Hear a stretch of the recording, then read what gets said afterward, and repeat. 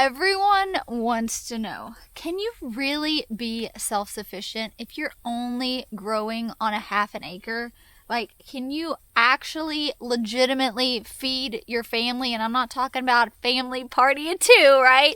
We are a family party of 6, and it is a common question I get asked all the time. Can you actually feed your family? Can you feed them year round? And can you do it on such a small space? Or the real kicker, the one I absolutely love, and it's a rightful question to be asked, but I get all the time, well, you can only grow food year round for your family on a half an acre because you are growing in high tunnels. But we're going to kick it back old school today, you guys. You're going to be seeing footage from years and years ago because my family has never grown on a large scale space at all. In fact, this is the biggest property we've ever lived on in the 11 years we've been married, and we've been growing food every single bit of that time. We started with a quarter of an acre, we moved up to an acre, now we're on 4 acres, but we're only utilizing about a half an acre. We have our little outdoor garden here. We've got an in-ground plot over there that you see. And while, yes, we are growing in that, that is only a 20 by 50 foot high tunnel. And so a lot of our space is getting cranked out outdoors as well. So if you've been asking yourself, can you actually feed a family on a half an acre? Can you really be self-sufficient? Can you walk out your back door and harvest your own food? Well, let's dive into it today. Some people think you need acres and acres and acres to successfully grow food for your family year round, while other people believe you just need a small little plot in your backyard.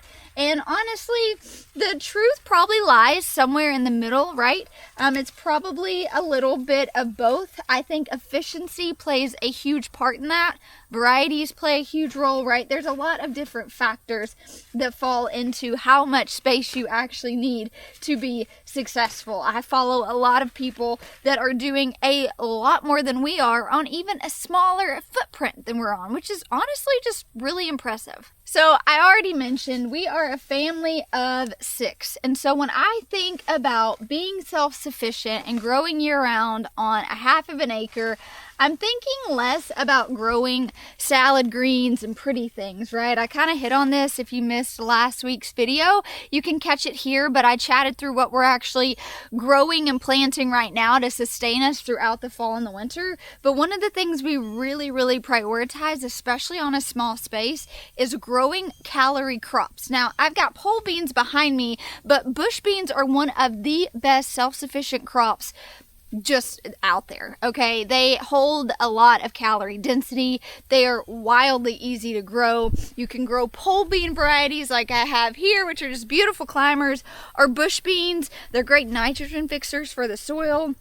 So one, to feed my family of 6 year-round on such a small acreage, I'm really just prioritizing and thinking through those right varieties. You're not going to see anything funky or fun. Granted, I used to do that. I used to grow all the things, and then I realized there wasn't a whole lot of self-sufficiency in that, and I honestly was not utilizing my space to the best of its ability whatsoever. So if I was looking to be self-sufficient on a half an acre, there are 3 things I would prioritize and I would focus on. All right, you ready for this? The first thing would be calorie crops. So those would be things like our potatoes, our sweet potatoes, our winter squashes, even corn. In fact, we don't even grow corn here, although it's a great calorie crop. We just don't even have enough space, and it's not one of our main vegetables that we're utilizing and consuming a lot. So we give away real estate for corn, and we really give it to our winter squashes. So these can thrive in compacted areas, or you can throw them out in a backyard and they're going to do really well. Very low maintenance crops. They really are one of those set it and forget it type of crops, which if you're growing for self-sufficiency, those are things I'm thinking of. I just mentioned we have a family of 6. That means I have a few kids and we're all really busy, right? So I can't be married to the garden. The garden has to really work for my lifestyle, especially for me to want to continue to show up and tend to it and take care of it, right? Even the best intentions, sometimes we get really captivated by that seed catalog And next thing you know, you're really overwhelmed. You've grown a million crops with all different trellising techniques and needs, and then you're not harvesting anything, and then you've certainly not maximized your space well. So first thing we're going to do is choose those good calorie set it and forget it crops, and that's going to be a huge key in being self-sufficient even in a really small plot. The next thing I think we have to talk about is our protein, right? Now, you can grow some protein-rich vegetables. Beans are actually a really, really good one. Anything in that legume family, right? And they're pretty compact, so you can really, really crank out a ton in a small space. And you can do this thing called succession planting, right? Where we're getting multiple successions in. So if I was trying to be self-sufficient on a small space, I would 1000% prioritize beans, peas. We've even grown chickpeas before, so we could have hummus, a lot of value-added things. But another thing I would consider, especially if you had the space, even if you're just in a small backyard, get some chickens, right? Eggs are fantastic protein, so I would probably throw some chickens in the mix too. All right, and the third thing we have to talk about is nutrients. Greens, right? So while I don't grow a ton of leafy greens because I want to give that real estate to more calorie dense crops, we do grow kale and salanova mixes and things like that in the fall and the winter, just not a massive amount, but we do grow a massive amount of brassicas. They are going to really provide a lot of calories for our family, and they're super, super versatile when it comes to self-sufficient crops. But then behind me, I've got herbs, and I don't think we can sleep on herbs, whether that's a culinary herb or a medicinal herb. When it comes to self-sufficiency, if you've got the space and you can even put containers, you guys, I can grow all of my culinary herbs in pots if I wanted to.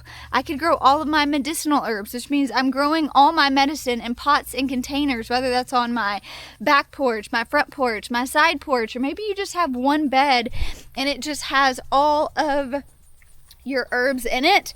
This is one of those self-sufficient things we do that I cannot rave about enough. And in fact, it would be one of the first things I implemented on my self-sufficient homestead if you're just starting out and you don't really need any sort of real estate to be able to do it. So in my opinion, that's a win-win.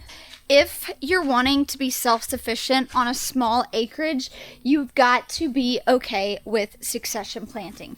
This is our second round of cucumbers. We do 2 rounds every single year. We do multiple rounds of all of our root crops. We've got our second round of beans here popping up. We just got our first round of brassicas. We've got our squashes over here. Some of them are dying, but we're getting ready to harvest them all. So if you're on a small acreage, you've got to, in my opinion, a non-negotiable, a huge way we've made it work for our family is just embracing succession planting. And all that means is that you're essentially extending your harvest by staggering your plantings between 7 to 21 days. So this is great with things like leafy greens. It's really good for beans and peas. It's good for cucumbers, root crops, and in certain zones, you can even succession plant brassicas and things like that, depending on what zone you're in. So if you're on a small space and you're aiming to be self-sufficient, you 1000% have to start succession planting your crops.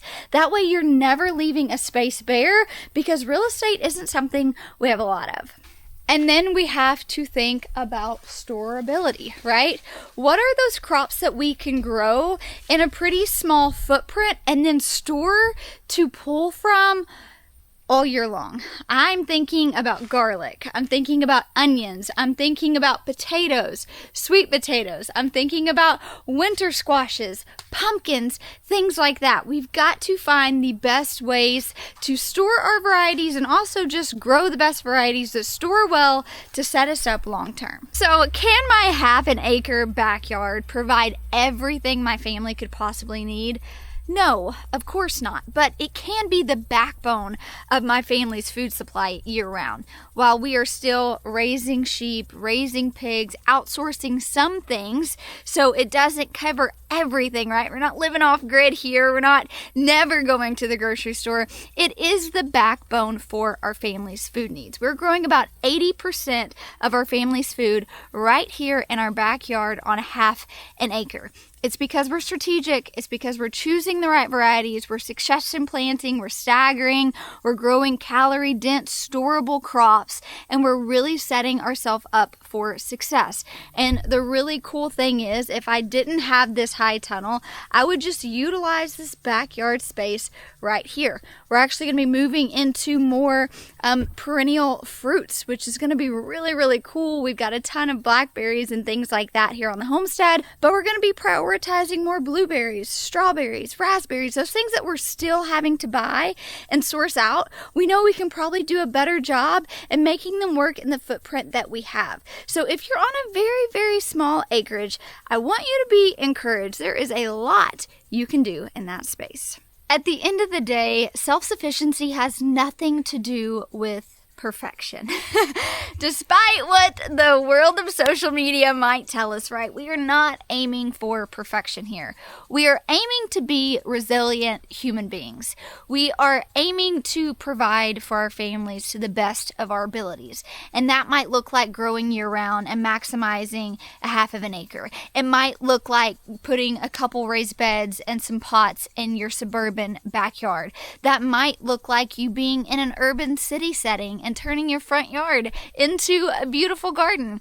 We're not trying to be perfect. We're just taking those actionable steps each day, each season to be more self-sufficient with the space that we already have. I firmly believe you do not have to go into debt to live this lifestyle.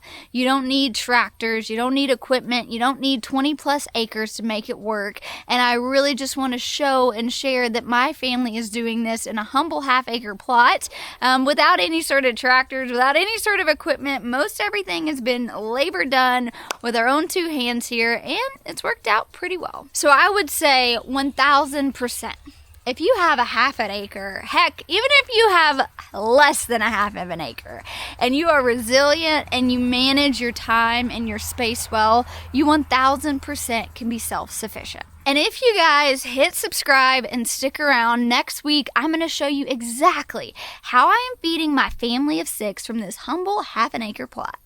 So thanks for hanging out, friends. I'll see you next week.